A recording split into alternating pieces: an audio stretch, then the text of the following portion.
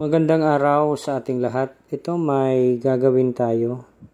Magre-repair tayo ng ear set. So kung titingnan ninyo, natanggal yung dalawang wire connection doon sa ear set speaker. So bali itong ear set speaker, yan po ay nakalagay dyan.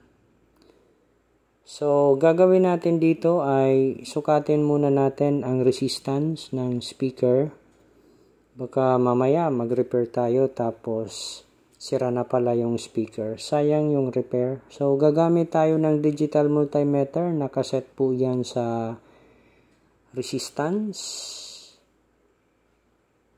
Ilagay ang dalawang test prod ng digital multimeter doon sa speaker terminal ng ear set. Ayan, meron tayong nasukat na 32.4 ohms. So, ibig sabihin, okay pa ang speaker ng ear set na ito. So, ang gagawin natin dyan, ibabalik lang yung natanggal na dalawang wire doon sa speaker ng ear set.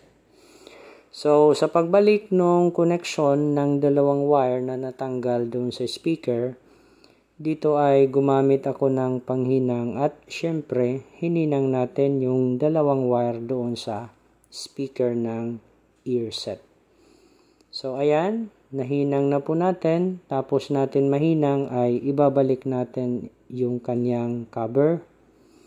Ibig kong sabihin ay i-reassemble natin itong ear set. Sana po ay meron kayong natutunan sa aking video tutorial.